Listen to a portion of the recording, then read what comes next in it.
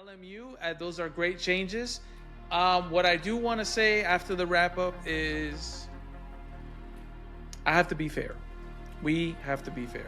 If LMU is your sim of choice and you don't race on iRacing and you prefer LMU, then by all means pay the money, because the money is going to give you all the DLC. It's going to give you, I say at least the mid tier, right? The middle one to Yeah, get you the 100%. DLC. You don't need to have all the RF2 DLC. RF2 is kind of.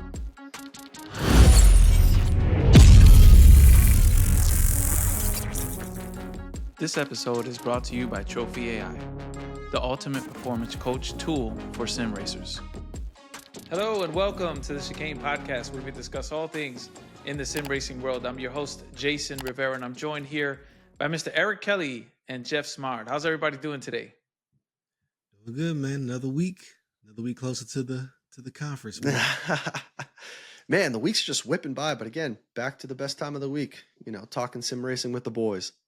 Yes, sir. Hell yeah.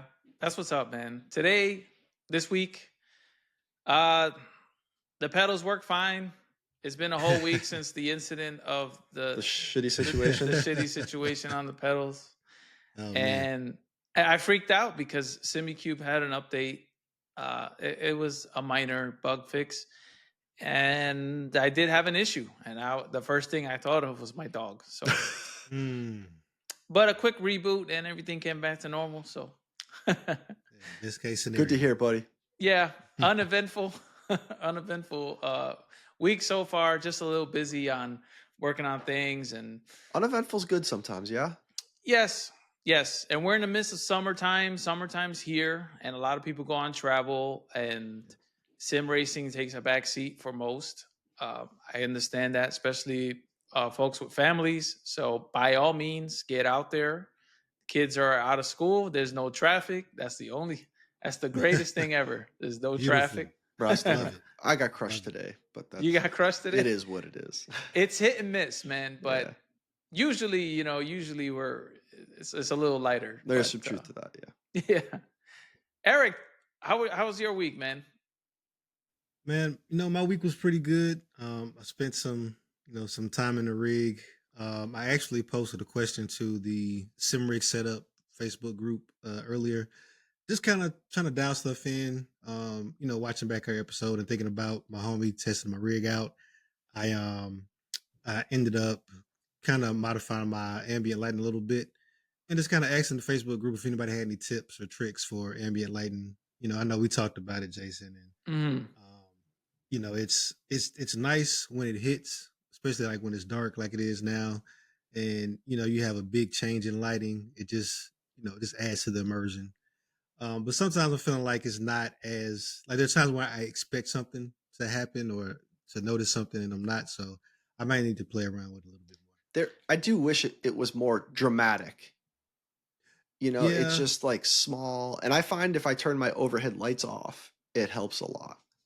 Yeah, if I'm in, like if I turn these lights off, this room will pretty much be dark except for my screens. So there'll be times where the brightness of the screen will kind of wash out. And you have two lights, right? Ambience. Yeah, I got two of them. But they're on like this single kind of arm, like kind of real close to each other, probably about 3 or 4 inches apart. So I might look at doing 2 arms with them separate just to get a little bit more space. I would play with the position and also save a profile per car in SimHub. Why? Because because cars are different.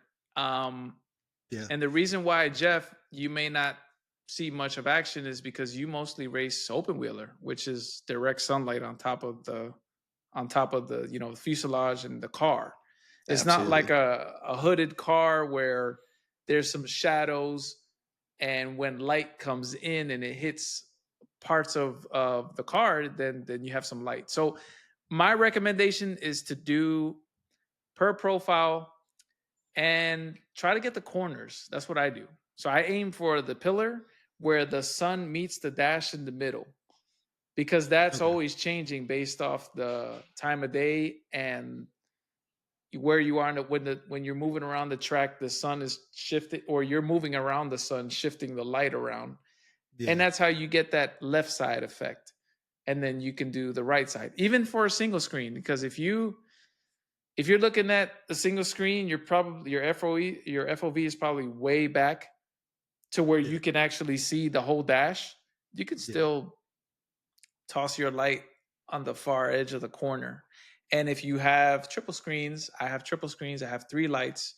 So I have 2 overheads, which you see in the frame there. And then on the arm where my right side of my monitor, my third monitor, I guess, I have a strip of lights literally on the profile, Govee lights, because they're inexpensive and they're pretty good. And I have that light, or the capture to that light, down inside where the footwell of a passenger would go. Even though these cars don't really hold passengers, but then you get that sunlight that's hitting down the floor, and I see that same light. That's so it's dope, very man. subtle. Yeah. I never thought about that. That's cool, man. Next All level you had to stuff do was there. ask, bro. Was I here? Yeah. Jeff So is we here. talked. Yeah. So we talked about it, and I knew I'd kind of bring it up. I know I'm breaking on the pod. Giving you But stuff, but man, shout out to SimHub, because it automatically creates a profile for each car. Yeah. Automatically. So I just kind of take the the little spots, and I'm doing something similar where for each light, the 3 zones, I kind of have those. I mean, like real small to where they can like sit across the dash on one side and sit across the dash on the other. The smaller the zone, the better, the more accurate. The smaller it is. If it's huge, then you're going to get white mixed with green, mixed with blue. You know what I'm trying to say? You want that one color. And if your dashboard is red, you might have to play around with that, because the light's going to read it as red. Does that make sense?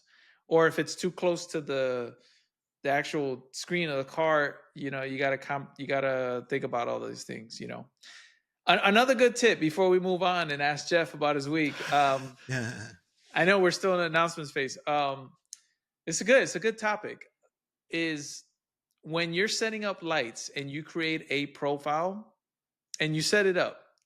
What I like to do, even though SimHub automatically does it, if I'm driving GT cars, right? GT cars are similar format from each other. So what I do is I make a copy of a profile. Let's say I'm racing a Mercedes. I make a copy of that, and then I say, hey, I want this profile to be connected to the current car that I'm driving right now, because the SimHub recognizes the car and the car ID. And that way you don't have to do much, right? Because then you're just making micro adjustments instead of doing a whole thing all over again. Yeah. And honestly, who the hell has time to do every single car? Just do the ones you do the most. Drive the most, excuse me. And go from there. If you found that you love the Ford Mustang GT3, then that's when you hook it up. And you're like, all right, I'm going to get the lighting right for this car. And then you have a generic one, basically. A generic one that kind of works with everything. Might not be to the exact point, right? But it'll get the highlights, Yeah, it'll get you going. I didn't know that you could mix Govee and Hue, Eric or Jason. Yes, that's pretty dope. A few months ago, they added Govee lights to. I just didn't know you could do them both at the same. I knew you could do one or the other. I didn't know you could do both. That's pretty dope. You could do both. Look at that! I learned something new from the Chicane podcast today. There you go. And that's crazy. And even Danny, shout out to DNR, Danny Newman Racing. Even his lighting effects work on as many lights as you want. I think he's got a quad option, but I think sky's the limit, because you can also tie. Dude, you can do all kinds of shit. There's lights that have built-in sections. Have you ever seen those lights, those strips that have section 1, 2, 3, 4, 5? You can program that in SimHub as well. Who's got? I know, because I had a headache with the Govee lights because they were sectioned out like that. They can do that, yeah. I didn't want it like that. I just wanted it a single light on all the time. So the Philips big section. Yeah, the Philips is just one. You see it up there. those guys on the top. There you go. Yeah. They're doing their thing. That's that DNR doing that. With Okay. the yellow light or yellow flags or whatever. But it's just one single bow, is what it is. Oh, okay. It's just a single. It's just this huge. The thing is, and I'll say this here: go with the Philips Hue. They're more expensive, but go with them. I just recently purchased, what is it called? A pack of newer lights for some other parts of the studio here. They're not bright at all, bro. The things at 100% right now. You put these things at 100%, they're gonna blind you. Oh yeah. So, depending, because it depends on where the target's set. And at night, same thing. So, anyways, I hope that helped. Give it a try. Yeah, definitely. And hit us up, man, if y'all got any ideas or tips. And real quick, I think your boy responded on the YouTube video. Oh yeah, I saw that. You gotta check. You gotta check. Or just now. Yeah, he responded. So yeah, shout out. Send me a picture. Yeah, follow me, Justin. Yeah, my first official co-driver, I guess. I'll call it the first stranger in your yeah. Yeah. Oh man, that's your baby. So Jeff, how was your week, man? What's going on with you? It was good, man. I did quite a bit of driving this week. I have been in AC with Content Manager, and it blows me away of how old Assetto Corsa is. But you start loading up some of those custom shader patches and pure, all those, all the patches that I don't know what you would call them, but it looks fantastic. And I'll argue you mean the plugins? The plugins, yeah, thank you. Mods, plugins. Yep, the mods and plugins, right? For $3.99, you can buy the brand new F1 car for 2025. Download some free skins, and it is head and shoulders better than F1 whatever year you want to talk. Yeah. It's fantastic. Like I race whatever the F1 circuit's too, on, bro. They got the sound and everything. Whatever and I understand some people like AMS2 for F1, but I don't know, man. Content Manager is it's a close second though. AMS2 it is 100%, and you could go 1A, 1B. That's fine. But to your the Govi lights. Racing Monaco, and you go through the tunnel, and the tunnel's that yellowy colored lights. Yeah. And they and it's just shocking. Yeah. Getting in there and knowing how good that game is, that sim is, and how old it is. And then we just haven't, kind of topped it in the F1 world. And I'll kind of go into the other one. Is I did see some news that there were some publications that pushed out that F1 had renewed its 2-year agreement with EA, or EA agreed to the extension with F1, and then F1 came out and was like, to credit to their own, that website that released that information was inaccurate. We are not renewing our relationship with F1. And I was like, yes, maybe somebody else will pick it up, inside. But anyways, there's hope. Yeah. So, didn't Lewis Hamilton do like a commercial or something? He did, yeah.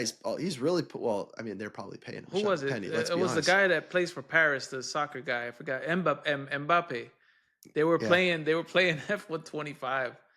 Oh yeah. They weren't on Sims though. They were using PS5 controllers. So. Yeah. There's hope down the road.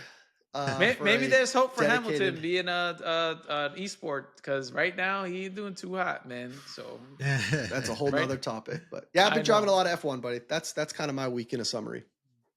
Okay, that's what's up. We just had a triple header driving. Well, see, here's the problem, and I messed this up. We're doing a 24-hour Nordschleife on Friday, and this episode is now in the past, because I don't just the magic. I hope you see the face. The face is nice and happy, because I don't know what's gonna happen on Friday. I don't know if my PC is gonna die. I don't know if the car is gonna make it. I don't know if one of the guys is gonna show up. So we have a 6-man squad. You could probably see the replay. Hopefully things didn't go too crazy, but we're racing a Porsche GT3R, and there's going to be the Cup car Porsche on track. There's going to be TCR cars on track and the GT4. 60 cars total is the grid size Crazy. on a 24-hour race that is going to start late at night for me, and then it's going to go through Saturday all the way to almost 5 in the morning Sunday for some, not for me. For me, it'll end. I don't know. We have a big spreadsheet. We just had a big meeting about it. Are you about doing what's the breakdowns? So we're doing 2 hours each. So we're doing a double stint is what we call it, because a full tank of gas give you like 6 laps, and That's wild. right now I'm averaging around. I'm pretty fast. I was down in the 830s in the Porsche. I think the all-time fastest right now, or not the all-time, but the meta right now is in the 820s, 819s. But it's Nordschleife. It's huge. There's a lot of places to gain time, right? So with a full tank of gas, that's over an hour. So Yeah, we're pulling in, putting gas in, and then I'm going out. And then as soon as I come back, another guy's going to pick up the car. Then that person's going to do the same thing. I'm probably going to go to sleep because it'll be 1, 2 in the morning. And it's like 5, 6, 7 o'clock in the morning in somewhere part of the world. But this rig will be streaming all of it on its own, whether I'm there or not there. And the guys already agreed to read the comments for me or keep an eye on the stream. But it's a 6-team effort right now. And I've never done it before. It's kind of like a milestone, or not a milestone. It's kind of like something I've always wanted to do. I just didn't have people that were. I didn't know people that were A, good enough to compete in there, and 2, have the time to do it, because that's a big one, is having the time to do this. So you got to practice too. We did. We practiced for an hour, and that was like a few laps. It's not even that many laps on a Nordschleife. So what's the weather? Say, Jason? Oh, go ahead, Eric. The weather is now. Hear this. The weather is dynamic. So if the track, let me explain a little bit about iRacing weather. When you look at the iRacing weather and it says 50%, that doesn't mean 50% for the whole track.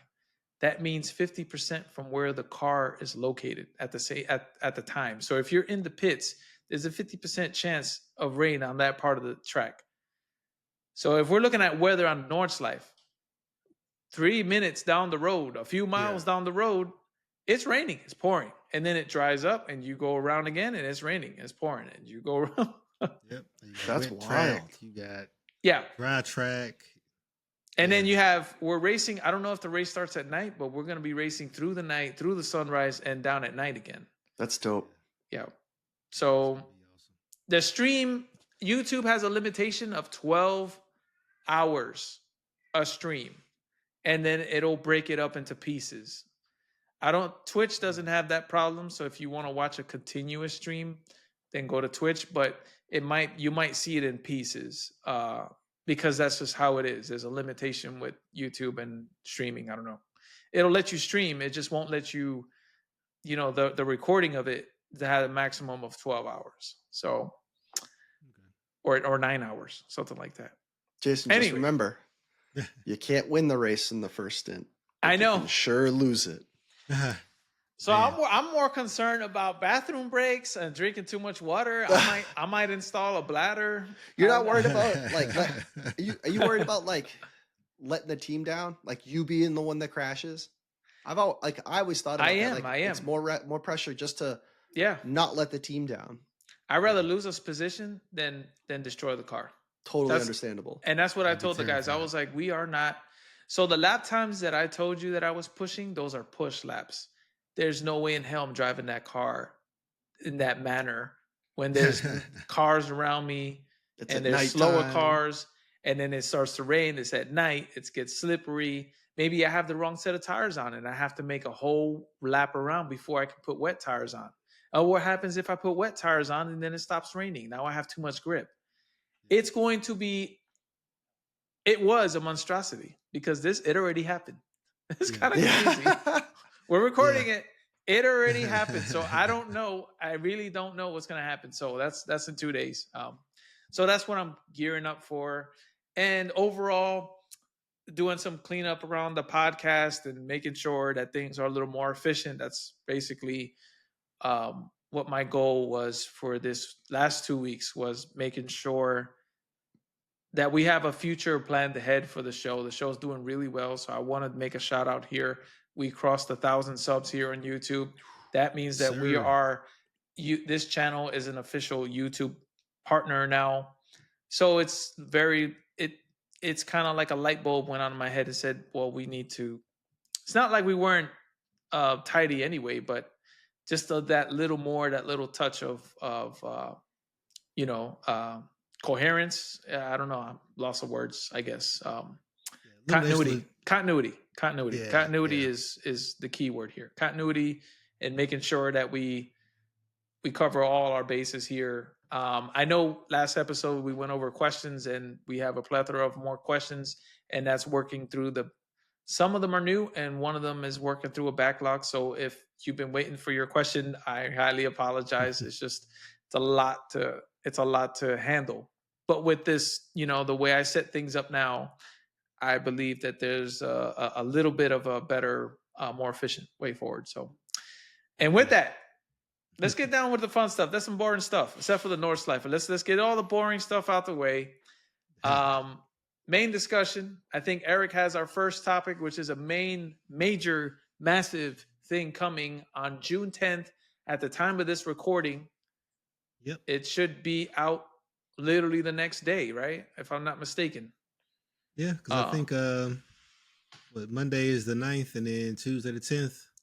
This will be taking live. Place. Perfect. It will be live. Yes, sir. So, getting into the topic, as Jason mentioned, the 10th is going to be a big day in sim racing, especially for a little title called LMU, or Le Mans Ultimate. If you're not familiar with Le Mans Ultimate, they are technically still in early access. They've been in early access for what, year and a half now? 2 years? Forever. And they're going to be forever. Too long. Yeah, entirely too long. Very difficult to tell. No console date, no nothing. Yeah, it's for good reasons and bad reasons. It's a good sim. It's a great sim. I've done a couple of races in it, but just kind of, for me, the learning curve, especially for some of the cars and the way their online racing is set up, it's very limited. So you're kind of limited to certain cars without starting to dump money into it. So I kind of reserve all my funds for iRacing at this point. Don't worry, that bill gets a lot cheaper, right, Jeff? After a while, you stop spending that much. Real cheaper. Just got to put a lot up front. Yeah. So. Yeah, and the thing is, like we talked about before, I give iRacing money, and I'm not disappointed. I'm not sad Oh, they take care of you. Yeah. Oh, we just went over some. That's huge, a great point. Yeah, I feel like it's worth it. So yeah, can't be too upset about that. At the end right. Of the day. It's like paying for an extended warranty, and it actually does. They actually do something instead of calling you on the phone saying your warranty is about to expire. Yeah, we need more money just in case. Yeah, I see the funds every time I get into my car, every time I get on track with iRacing. Yeah. So yeah, but with LMU, so they got some major changes coming, and what you mentioned in the 24-hour at North Slifer, I know, I see. That's very interesting because Le Mans Ultimate is adding driver swaps. They're adding teams. Awesome. They're adding different positions. It seems pretty cool. The driver it makes swaps, sense, right? It's freaking it's Le Mans. It's Le Mans. Like, that is the 24-hour. They're known for that, right? Yep. So. Yep. So now you'll be able to get, I guess, the real 24-hour experience in Le Mans. Finally, a year and a half later, here we go. Yeah. So it seems pretty interesting. I know I talked to you, Jason, a little bit about how driver swaps work in iRacing. But in Le Mans Ultimate, the way they'll happen is essentially you'll use the MFD to select the next driver, Okay. and you'll have a some different positions. So you'll have a team that you can create, and you can have different team. What do they call them? Uh, Team lineups, basically Positions. for certain cars. And so you'll have the driver who basically just pretty much drives the car. That's all they can do if you're the driver. They'll have an engineer who can spectate team events. You can Also, like see, roles. So they have Yeah, roles. yep. Oh And snap. so, That's so, it that's is kind of different. cool. so I think this is, if I'm not mistaken, this is kind of like a step further than what's happening To in a certain degree, iRacing. to a certain degree. So Yeah. iRacing does have a spotter mode when you're doing on driver swaps in these events. Okay. Caveat: be very careful with that, because if you select, let's say Eric, you're racing, or Jeff, both of you racing on the Nords with me, Mhm. and one of you click on spotter, that's going to disable the game spotter, because it's going to think that you're now Oh, the actual oh, okay. spotter. That's interesting. So I don't know how Le Mans Ultimate's going to implement that, but we already spot each other, right? We're on the comms. We tell you the Yeah, weather. We tell you the tires. We tell you how much fuel you got. We have pit walls for that big Yeah. giant screen back there. That's how we monitor how people are close, how close people are to you. So race engineer, Yeah. right here. But that's good that they have it in game. I'm not knocking it. I'm not knocking it. So that, Yeah. And yeah. and so to wrap up the engineer role, they'll obviously be able to see telemetry and they can set pit stop actions. So they can basically Okay, set that's what that's different. tires they That's can different. set, stuff Yeah. like that as well. Because I So have to manually select if I want to switch out tires or fuel. yeah, yep, yeah, they can set that for you, which I thought was pretty cool. Oh, oh, that's that To do awesome. that. is, yeah. Yeah. I was So like nervous I'm gonna It take wreck your when I'm mind off having setting to that do up. that, right? Yeah, yeah, Because you're because the handing off the driver, car, right? You're handing it off, yep. and you just handed off the car without fuel, and now you wasted more time. Cause see, and North's life, you you might sound not it make it sound like around you. again. Oh, you're not. no, it hasn't happened to me. Oh, It okay, Yeah, I was hasn't about to happened. say. That was back in my LFM days when I used to run out of fuel, bro. Never again. I learned my lesson the hard way, bro. Okay, I'm happy. I'm happy to hear that, man. I'm happy to hear Yeah. that. So they have a couple more positions. They have the manager who can assign players to different car lineups, and you can assign liveries and register them for races. Yep. And you also That's have awesome. the team owner who basically has all those roles, but also they can transfer ownership of the team to other owners, which is I pretty cool. wonder if these skins, liveries, can be custom liveries and not just Yes, in game. Oh, they're custom. yeah, that's part of the update. Wow. Yep. Okay. So That's awesome. yeah. So I was like this I got to reading and this started out as like scrap notes, like let's see what's in here. Is it going to be anything really to talk about? And it turned Mhm. into okay, this is going to be a major topic. So but some more notes about the team structure. Everybody can make a team for free. You can have a team of up to 6 players. But if you want bigger lineups, then you have to have a Race Control Pro Plus membership. Of here we course. And go. Here Here we we go. go. yeah, more the monies. And To since have a we're team, bro, is free. And iRacing isn't free. well, So fair so you enough. can have a team for free, up to 6 members. You just have one team. But if you want more than 6 on your team, then you have to have a Pro Plus membership. And I'm just going to share real quickly. So Um, listen, we're having A team, B team, C team. We're keeping this free, man. oh, hey, so Oh, I'm All not right, sure there if is y'all a have, free option. There's a free option. yeah, so you can drive for free. here we go with tears. Oh my Yeah, Oh, God. no race online control. championship. Yeah, so with the pro, you get some features. But the only thing you really don't get with the pro membership that you get with the Pro Plus includes DLC.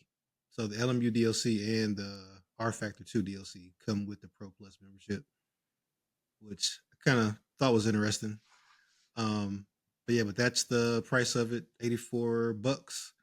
But it allows you to have up to 100 members on a team and up to 10 different car lineups. So if you're basically if you're like hosting a Is this real per team or person something like or that, is this for the owner of the team? the owner of the team Okay. has to have a Pro Plus Okay, membership. so if you split it across 5 people, that's reasonable. Yeah. So and then you're getting, obviously everybody has to have their own DLC, but yeah, that's that aspect of it. Which they started talking about subscriptions and all of that kind of. Yeah, but $50 a year, man. Come on, that's a little high in my opinion. But that's not. You got to have the Pro Plus. You got $85 a year. Right? Well, oh yeah, because if you want dude, yeah, that's kind of. So it goes 0 to damn near 100 real quick. Yeah. But I guess kind of moving on a little bit, the custom liveries, like you mentioned before, you can load custom car liveries for online events, which will be visible to all participants. This feature is initially available for Race Control Pro and Pro Plus subscribers, and for light players if their team owner has a pro account. Oh, I have some comments here. Yeah. So let me wrap up. Yeah, because it's eating at me. But yeah, but go ahead. Yeah, I don't know if you can see me like. Yeah, so I'm gonna go ahead. We're kind of go ahead. Go ahead, of it please. here. Yeah. So they do have some actual Keep content the flow. as well. Ooh. Yeah, so they got 2 cars in the track they're adding. They're adding the Huracan GT3 Evo 2, which is a beast of a car. Dude, it just looks angry. Here. Yeah, it looks mean. And they're also adding the Lexus. I like that front end, dude. Yeah, let me put the full respect on the Lexus. This is the Lexus RCF LM GT3. Carbon CF, right? Yeah, carbon fiber. Have a little carbon fiber, huh? Oh yeah, it's just a taste. That car looks like it's 3D printed. By a crummy 3D printer. Oh my God, Eric! But it's carbon fiber. That's a cool car. Yep. I know Jeff loves carbon fiber, bro. Oh, that's a little too much for my taste, but if he can get carbon fiber shorts, he would. I promise you. Challenge accepted. Yep. If you can carbon fiber your boat, bro, would you do it? No. Make it all carbon? No. Too hot. The black would just be brutal. Oh yeah, it's true. Yeah, that's true. Painful. And so the track that they're adding, I'm not too familiar with it. I know they do some F1 races here. They're adding the large format, and they're also adding the short circuit as well. What circuit is this? This is Lusail International Circuit. So it's a laser scanned. It looks like guys, stay tuned. Potential future track of the week here. Yeah. I think that's the one they run F1 at. Is that Bahrain? It looks like it. I don't know what other. I forget. It's where they had the opening race at, I thought. Oh, they did mention it. The laser scanned opening race circuit of the World Championship. I forget. I feel ashamed of myself. It's because we're asking you. That's all it is. No, I'm doing a fact check right now. This is Qatar. Qatar. So this is Qatar. Oh, that's what this one is? So, guys, don't crucify us in the comments. We don't know every single track on existence. That's why we study them every week. That's why we do track of the week. Okay, so I think we'll add this to the lineup here because it is very interesting. Yeah. This is so is Qatar also known as Lusail? Actually, I stand corrected. Jeff, you are correct. This is the Qatar International Circuit. It's just when you watch F1, they don't really. Qatar or Bahrain. No, it's the Qatar track. Okay. Yeah. Okay. Yeah. Yeah, it's the same track. I have it pulled up here. I didn't know it was called Lusail. That's kind of crazy. But it's Qatar. It's a fast track. Okay. Again, we don't know every single track, guys. So apologies for that. We will do some studying and get back to you and update everybody if you're interested. Let us know in the comments below or email the show at the Chicane Podcast at gmail.com. But Eric, please, I keep interrupting Eric. Sorry. No, that's so that wraps up the update. Okay. That wraps up the highlights of the updates. They're also going to be doing some changes to tire models, making some changes to car physics a little bit. They're also going to be making some changes to the way the cars interact with the track to basically to improve handling. And they're also going to be eliminating the clutch after the first gear. Apparently, some people were abusing the clutch and getting like crazy fuel. So savings. they're cheating it. Yeah. So that's I guess so they're making some changes. I see. Addressing that. Yeah. But those are kind of in my mind kind of minor to some of the other things. But that wraps up the LMU updates. I would like to show real quick what is it? The Qatar so Jeff can see or everybody can see Jeff, but this is the Qatar. When you look at it with the colors and all the graphics, it's a little different. You guys see this? Oh yeah. Okay, yeah, it says Lusail International right there. You see it right here, Lusail? But then if you go up here, it says Formula One, Qatar Airways. So we just call it Qatar. We didn't, I don't know. That makes sense. Yeah. And Lando Norris, the homie, had the lap record last year. So anyways, enough of that. Thank you, Eric. Thank you so much. LMU, those are great changes. What I do want to say after the wrap up is I have to be fair. We have to be fair. If LMU is your sim of choice and you don't race on iRacing and you prefer LMU, then by all means, pay the money because the money is going to give you all the DLC. It's going to give you, I say at least the mid tier, right? The middle one. To get 100%. You the DLC. You don't need to have all the RF2 DLC. RF2 is kind of old. Yeah, go ahead, Eric. Fight me out. So the thing is, you have to get the top tier to include the LMU DLC. So that's kind of the only way. Oh, is that the only way you can get it? That's the only way you can. Yo. So I missed. Okay. Yeah. Now, granted, you're saving 30. Well, first of all, $6. So is LMU DLC? Would you spend more than $36 out of pocket buying the DLC separately? Because that's really the only okay, benefit. Let's compare apples to apples because I'm sure people are going to go ballistic in the comments if I don't. Oh, yeah. So compare to iRacing. iRacing ain't free. iRacing has a flat rate. MSRP is $13 a month. That's with no DLC. That's just the service. Yeah. So if we're going to compare it that way, then yeah, LMU is definitely the cheaper option. 100%. Yeah. Now, LMU, you're locked into the content that you get obviously from LMU, right? But it's not a lot of content. Yeah. With the iRacing subscription, you have list of a plethora of different racing, right? You have NASCAR, you have dirt rally, you have Formula Sport, and I'm probably missing a few. There's so many. So yeah. I'd say this. I keep what I said. I'll stand by what I said. If LMU is your main sim, and that's what you race on, and you have no other subscription and it doesn't break the bank, me personally, I would buy it. I would pay the higher tier in this case. I'll be a little salty about it because, I'll still be a little salty about it, but I will pay the money if that was my main sim. Because when ACC was my main sim, I didn't care what DLC. I didn't look at the price. I just hit buy because that's the sim that I race on. And I want to have access to everything, Same with AC, right? Content manager, we mentioned AC. You need to buy all the DLC before you can do any of these mods and stuff.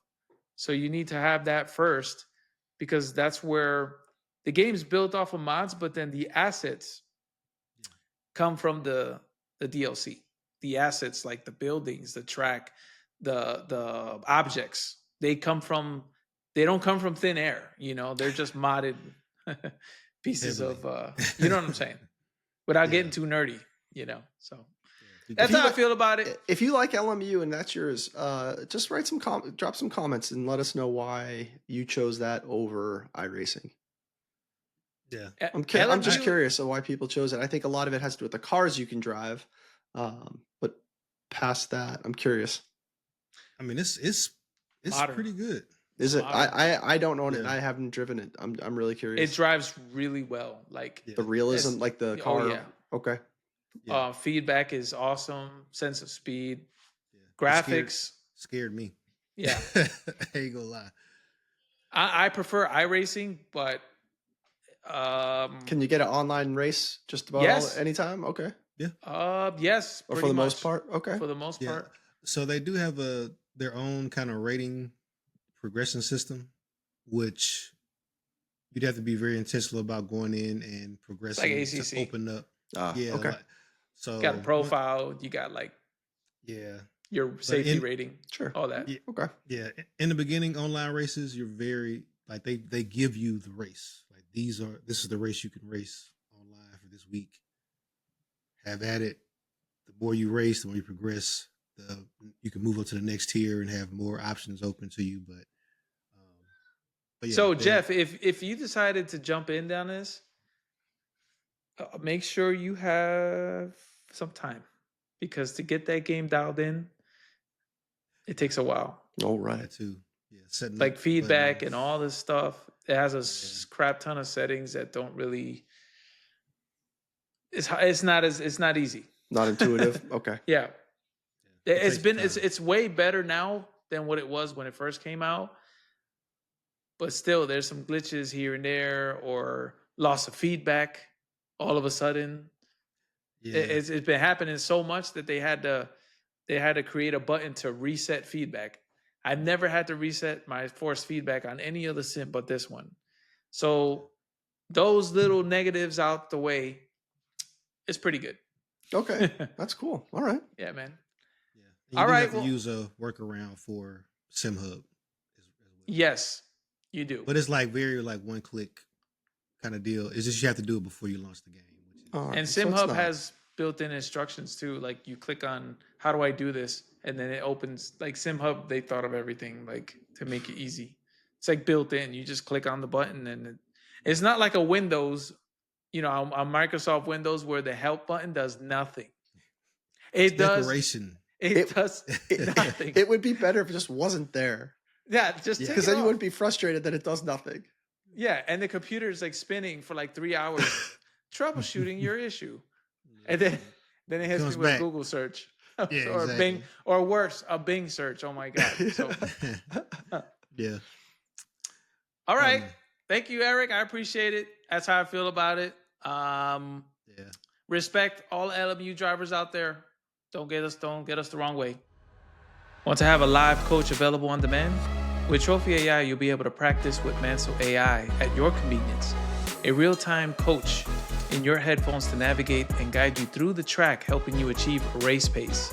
This tool is awesome as it provides full brake, throttle, and steering telemetry on screen with the live review getting you ready for your next big race. Check links to Trophy AI in the description and also use Chicane12 in all caps for a 12% discount. Next up is Jeff. What you got for us, man? Yeah, so I've been watching. I just enjoy looking at the sim racing setups on the Facebook page just to see what everybody's set. Yeah, there you go, sporting the gear. Yeah, it's just cool to see. If you got a couple minutes, I'll just jump in there and see what people are posting about, and just it's fun to see other people's rigs and what people are doing and how they set up stuff and things It's like a that. newspaper, bro. That thing is or like it's a newspaper. Yeah, it's awesome. Yeah. There's topics being talked about, people showing off their setups. But what I've seen a trend start to, a lot of questions about it, but I think we'd be remiss if we didn't talk about it.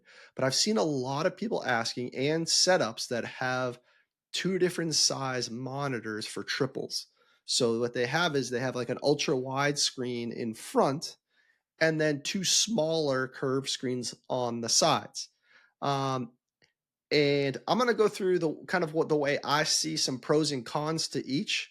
And then I'm going to pass it to you guys for kind of some comments and your thoughts to this.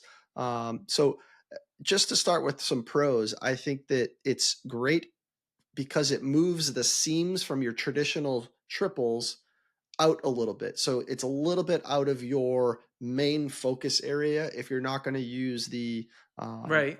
seam eliminators or the bezel eliminators. So that's Mm-hmm. one.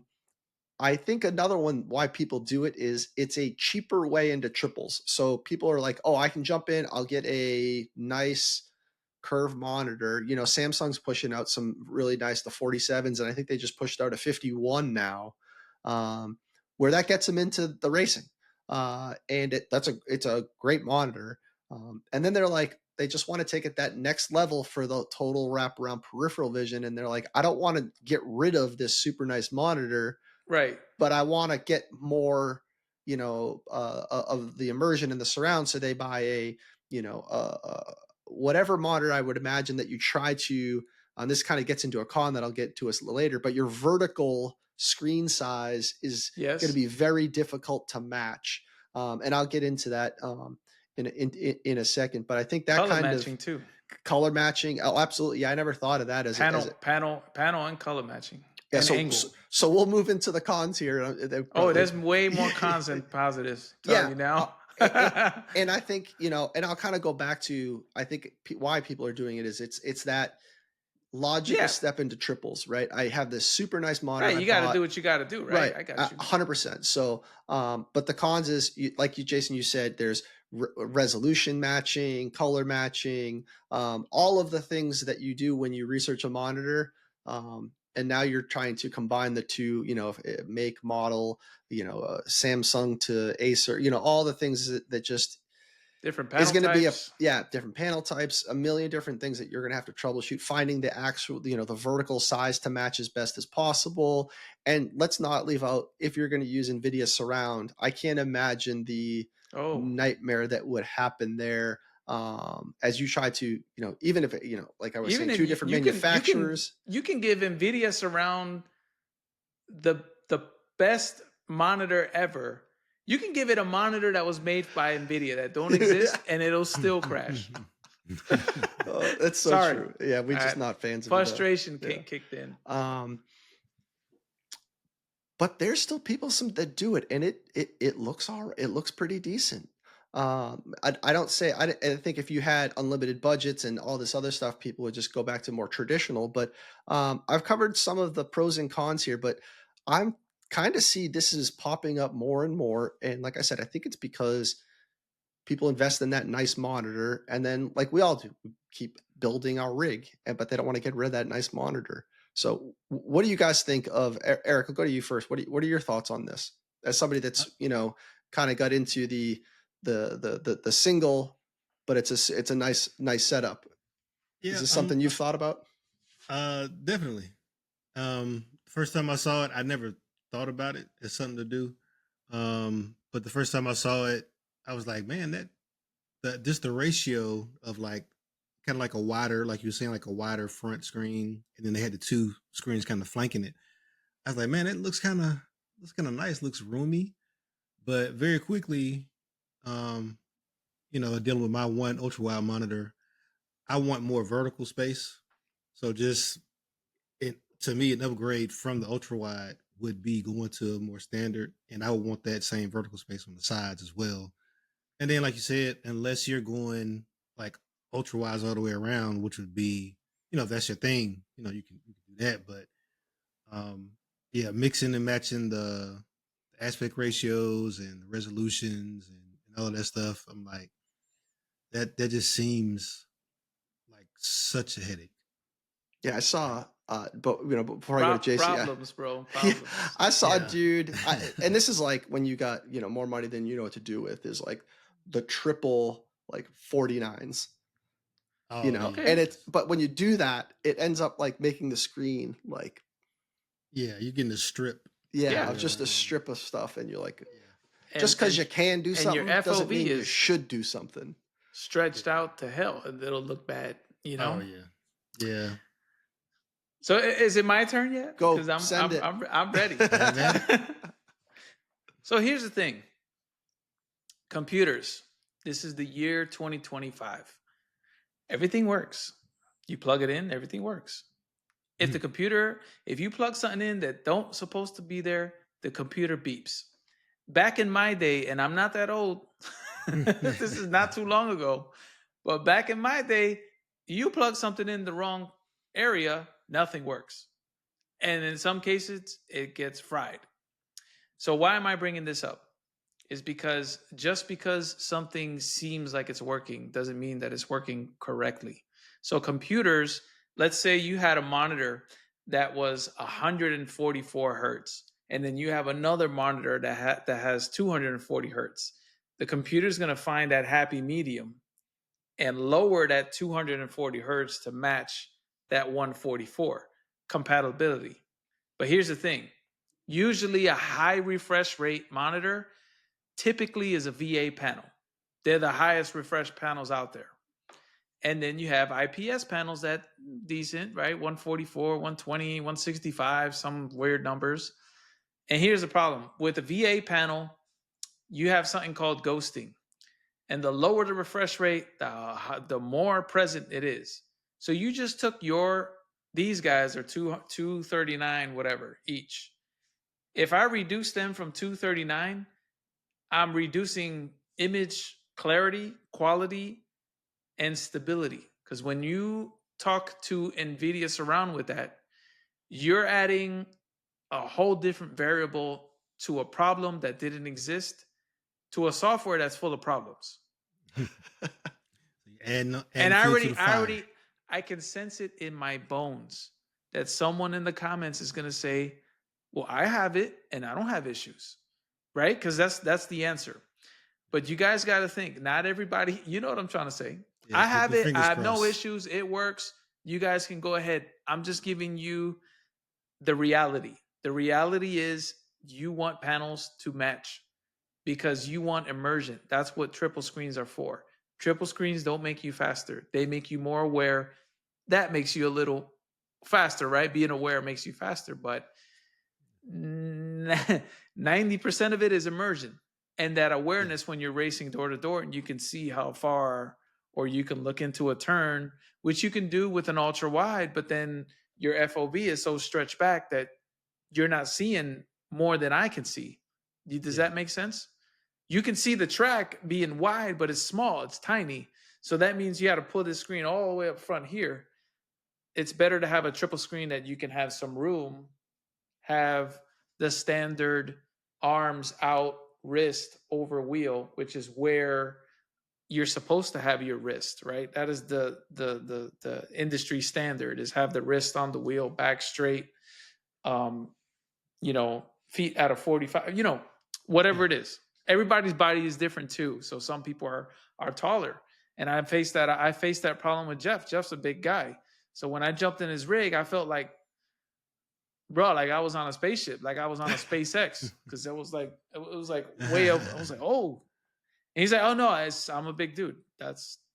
I'm comfortable that way. And I said, all right, I'm not touching it. You're comfortable, and you don't have pains. But we're talking about monitors. I don't want to, drift off too much. So the answer is, it can work. I'm not saying it won't. And there's other options other than NVIDIA, because I know they'll hit me with that one too. I'm ready for you. Yeah. Resize Raccoon is one of them. Then you have the Windows one that stitches monitors together. And you know what happens when you do that? You lose G-Sync, most cases. And some people rely on G-Sync. Some people don't. Yeah. Sometimes when you stitch monitors together, G-Sync's working. Again, with PC, there's way too many variables with it to give you the clear answer. But the best answers I can give you is to save up for that. And if all you can afford is to combine with the monitors you have, then do it. Do it, because you took the words out of my mouth, Jason. Do it. Yeah.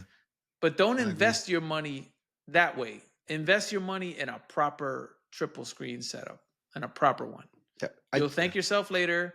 The only thing you have to worry about is the software acting up, not your monitors, not your colors, because that's a big thing. you can have the same exact monitor and they both look different. Add now a totally different aspect ratio, and then you're shrinking. No, dude, it's just one of them's gonna be longer than the other. It's gonna look funny as hell. I think the big takeaway here is, at If least you for don't care bringing it about up it, I here, guess, right? is if you're gonna do it, at least we want you to do it with your eyes wide open. Yeah, be cognizant and know that this isn't the best way to do it. It really isn't.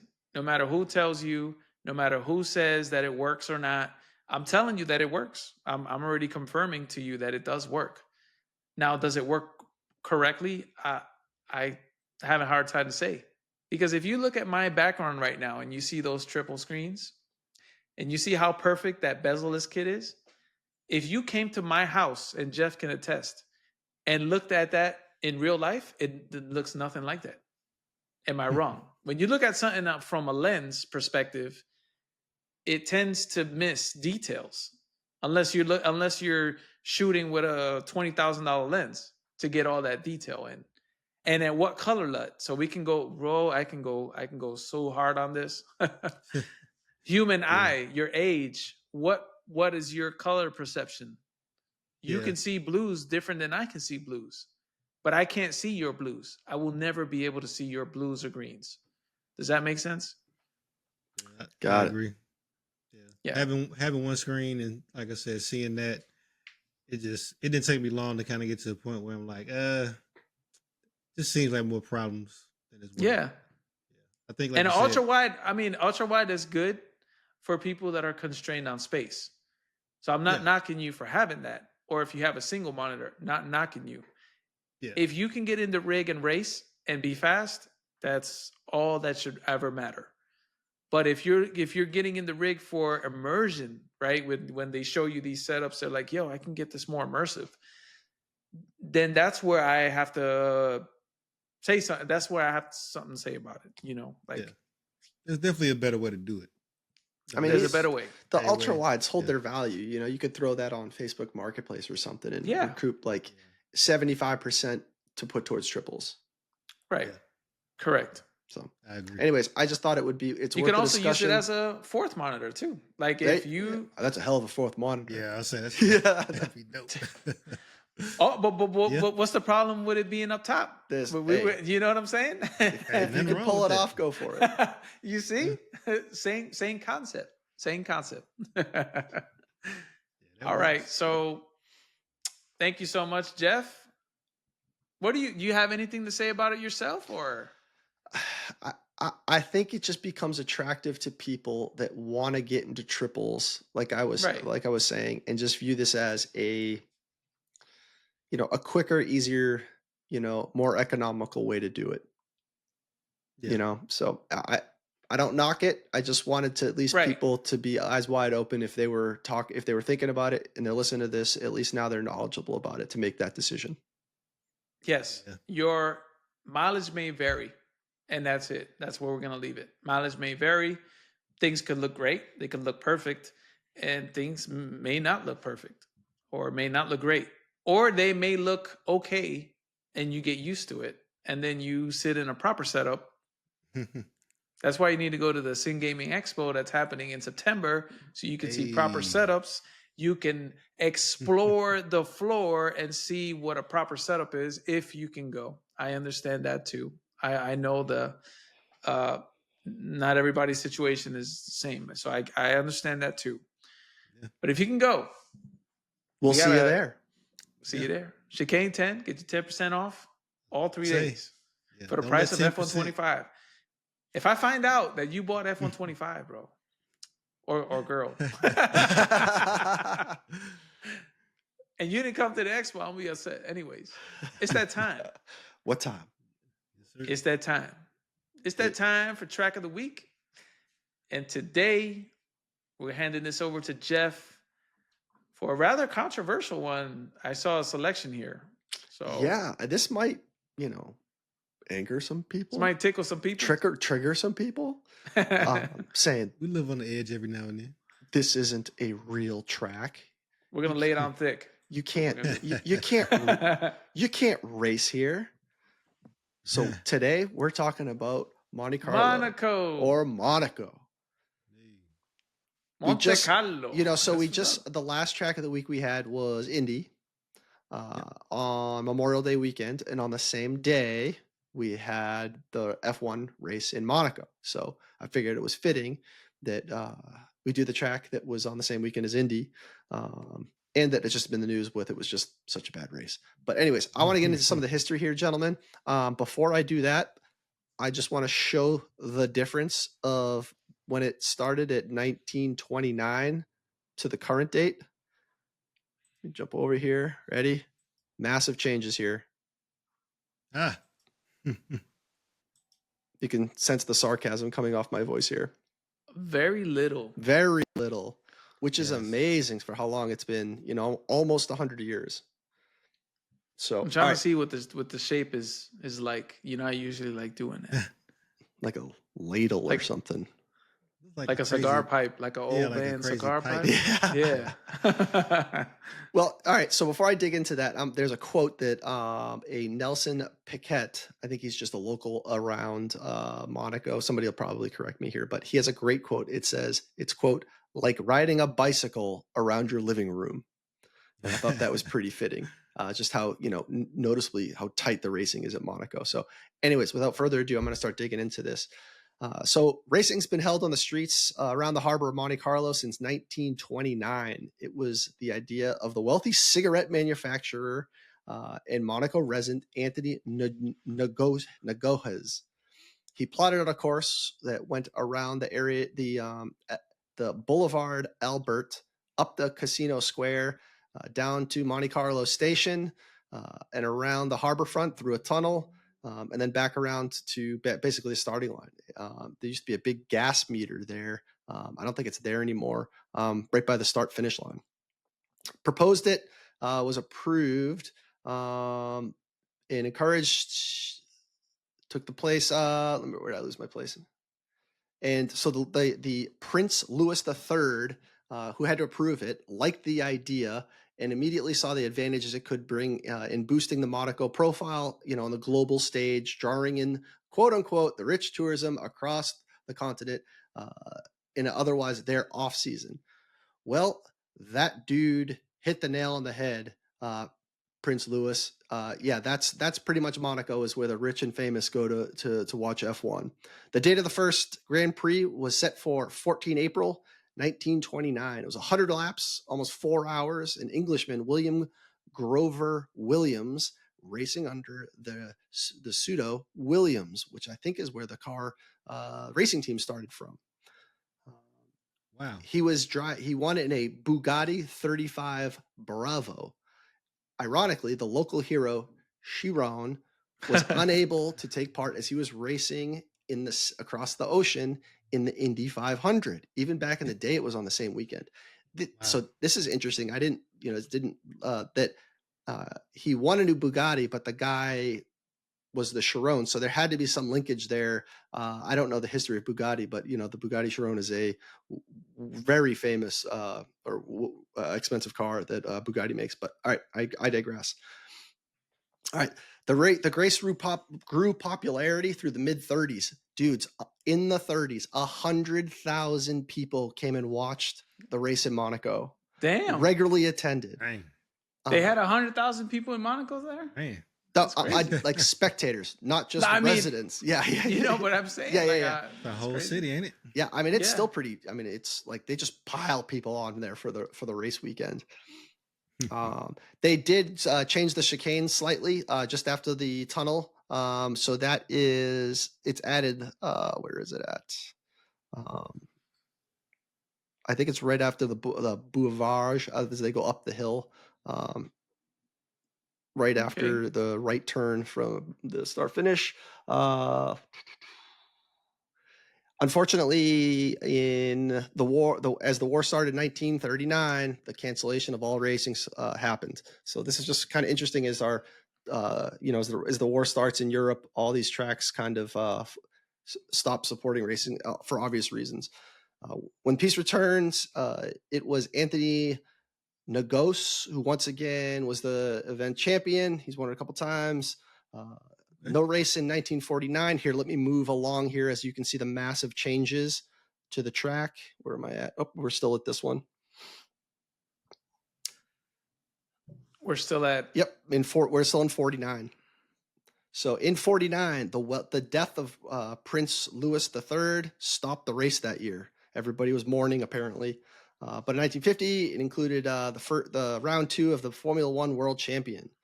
The following year, the race was canceled due to budgetary concerns and because the rules for new cars had yet to be developed. Mm. In 1953, here I'll jump ahead as we're about to switch over. 1953 and 1954, the Grand Prix was not held, but for 55, it was regained its place in the World Championship, continuing a run which has been unbroken to the present day. From that event onwards, the start moved forward, moved next to the waterfront. If you watch this, the race goes right along the water. It's pretty, it's pretty spectacular to watch. A few hundred meters behind this gas meter corner, famously, like I was just saying about the water, Alberto Asader plummeted into the harbor when he lost control through the chicane. I always thought about that as they're driving. Like, has anybody happened to actually go into the water? Luckily, the foresight, of the planning team that put the race on had patrolling frogmen who soon fished out the Italian driver and rescued him and his car shortly after. The next year, surprise, gentlemen, the chicane was narrowed to slow down the cars. Surprise, surprise. We do see that the tracks are modified here to slow down some of the cars. 1963, still here. The start line moved back alongside the pits in 1963, and the new staggered 2x2 grid formation was introduced to try to slow down the odds of the first corner collisions. That ain't going to stop first corner collisions.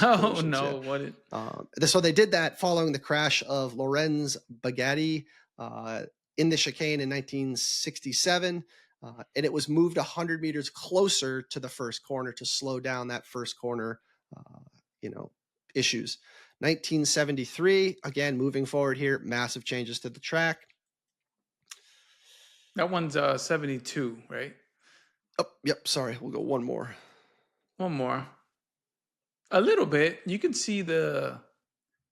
So in 72, the demand of the drivers for further increases in safety and requirements for the pits had to be permanently barriers installed. You've seen the track currently, the pits are brutally small. So they built temporary repositioning with no room for the start-finish line separation there. The pits, if you watch it, the back of the pits is the start line. It's that tightly squeezed into Monaco. There's just no room there to operate. So it's doubled, basically. Yeah, I'm going to move ahead here to 1976, excuse me. The alterations were made to Rascasse and Stade Devant. So Rascasse is the corner, kind of the two hairpin corners right before the start finish. This was done to slow down the cars, while in 1986, the left-right chicane, which had increasingly been taking at alarming speed, was replaced with a new chicane closer to the tunnel to the exit. This is the one currently that I believe George Russell just decided not to do, and passed the Williams car that was blocking him for like. He just said, "I'll take the I'm going." So this is super interesting part. In Monaco decided to do a land reclamation from the harbor. They when you're that wealthy, you just build land over the water, giving the benefits of spaces for a small area of a runoff. It also slowed the cars down considerably, adding to the chicane because they had more land there to build over the water. And it also evened out a big bump there that is still there to this day. It's just not as bad. And then 1997, the original S-bend around the swimming pool here. So there, if you look here, there's a swimming pool here that the track goes around. It's a huge Olympic-sized swimming pool. It was redesigned with better barriers. What a novel idea! And then so there's a swimming pool here, but all right in here, is the harbor, and there's like just water. Yeah, boats. gajillion-dollar boats sitting there.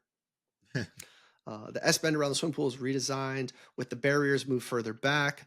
A new section named Virage Louis Chiron, right in here, right by the swimming pool, was in honor of the 1931 GP winner and the longtime clerk of the course. In 2003, or where am I? Bam, here. The land reclamation project was complete, giving a much needed additional space to the pits. And it has pretty much remained unchanged since, just very minor track changes. I think they added this little runoff area, the runoff area here. So if you have brake issues, you don't just go slamming into the tunnel. You actually have a little bit of runoff. But I'll leave it there for now. Just to walk through there. Formula E races here on a different week. They have a little bit different modified track, but it is other than that and the F1 weekend where they race F2, no other no other class races here. But I think a big thing why Monaco is so popular is just the vibe. If you haven't seen F1 in Monaco, the vibe is like nothing you've ever seen before. They have these gajillion-dollar, but like I'm talking like $500 million, like legitimately $200 million yachts, Jason, like 10 feet off the track. You know, it's just spectacular to watch. Just the wealth that is around Monaco F1 weekend is, especially in the 80s, bro. Like the old formulas, like there's. You watch some memes, or not memes, reels on Instagram with 80s music, and we missed it, man. We missed it. We did. Like it just is like, damn, like there's a lot of things that are better now, but damn, Monaco in the 80s was like. Can you imagine watching F1 on a yacht, on a boat? I'm telling you, man, we're gonna take Jeff's boat out there. Yeah, straight mine's up like from Hawaii. There's like bigger boats on people's boats than I have. They'll our way in, man. Yeah, how much fuel do we need to get there, Jeff? I don't know. Let me know. I don't think my boat can carry enough fuel to get there. Super cool track. The track, I won't say is super cool, but the vibe around the race is unmatched. Yes. It's a big party. It's like Miami. Even though Miami's track is a little better, but it's a party city, you know. It's a rich and famous, glamorous. The tradition, you know? Right? It's been racing there forever. Yeah. Unfortunately, it's never going away. Either. Yeah, F1 is signed on it for the next like 10 years. There's plenty other tracks that I wish they'd get rid of. And it ain't going nowhere. Like Jeff. Spa is every other year now. You know, how can you have Spa, which is unbelievable racing, but Monaco is just the vibe? It is what it is. Funding, everything. I was about to say money. Money's what makes the world go round. And like 90% of the drivers live in Monaco. I'm sure that helps. Yeah. Yes, they do. So I think Leclerc lives there. I forget. I know Toto lives there. He's got an apartment in Lando. I won't say they live there. They claim residence there because there is zero income tax in Monaco. Oh yeah. Oh, so this is why. So we moving to Monaco. So all right. So the Chicane podcast will be aired out of Monaco from here on out. It's aired out of Monaco. Yeah, out of Monaco. Like, put a Monaco or Monte Carlo flag on. So Monte Carlo, they have. I'm not sure if it's related or not. But I know that rally racing happens up there too. It's not on the track, but it's in the same like geographic just out of the city location. area. Yeah. I know Porsche started racing on there too. If you have F1 TV, you can see they do that Porsche Cup League that you saw in Singapore. I take it back. Yeah. So I think I said F1 and F2 are the only ones that race there. There's only racing there on F1 weekends. They have the P Cups, F2. They maybe have the F1 Academy there. Yeah, but that's it. But that's it. And then they have Formula E some other weekend, and that's it. I mean, it's crazy that they open the track up like immediately after the race for like local people to get home. There's not enough room in Monaco, dude. It's really tiny. And we can't be honestly, I closing on don't roads. I don't get it. I need to visit. I don't understand why it's so expensive over there. I really don't. There's so Probably many. landlocked. I don't know. Italy is right there. You go to Italy, it has beautiful places for like a fraction of the cost. I don't know. It's where the wealthy go to hide their money, man. There you go. No income tax. Shoot. We're going to Monaco. It's a little bit of chop. I don't know anything about chop. Chop your credit card. Oh man, I love that movie. Wolf of Wall Street, guys, highly recommend. Careful with the kids on that one. Yep. They're very careful with the kids on that one. But thank you so much, Jeff, for taking care of track of the week this week. Monaco's it's a great track. It's just not the fastest track, right? It's got its history, though. I agree with you. It's got its history, but it's not the most exciting track. This year felt like I was watching a parade, basically. They were parading F1 cars around for us to see them, basically. 68 parade laps, yeah. That's about it. Oh, man. But it was an excuse to grab out a drink, and hey, I take Monaco over no F1 weekend all day. 100%. Touche. Come on. You know it's true. We got no race this weekend, so I'd watch another Monaco. 100%. I would watch, if Monaco was this week, I'd be watching Monaco. Yeah. Over no race, 100%. Over no race, 100%. So we got to reduce it all the way down to that, because that's how bad it was. Oh, man. Yeah, so we had some plans to go over questions today, but I'm looking at the clock here, and we're reaching our limits here on time. So for those of you that have emailed the show and waiting for a response, just hang tight. We'll get to those. We'll make that top priority for the next episode. I think we had a bunch of things that we wanted to put in this episode, and like every other episode, we always run out of time. I mean, we just don't have enough time. So any round tables, guys, what you got for me? I've got nothing, man. Drive fast and brake late. There you go. Thank you so much, guys. I really appreciate it. For real, keep emailing us. Send us questions. Leave comments below. Send us an email at thechicanepodcast@gmail.com. I want to see you at this expo. We're peaking at the time. I can see September. It's just down the road. So make a decision. Decisions. Make a decision. I'm telling you. So go ahead and lock in. Lock it in. So Chicane 10, we get 0 kickback, by the way. You can ask George. Anyways, shout out to Big Georgie. Yeah, shout out to Big Georgie. And yeah, thank you guys, and have a great start of your week. Thank you.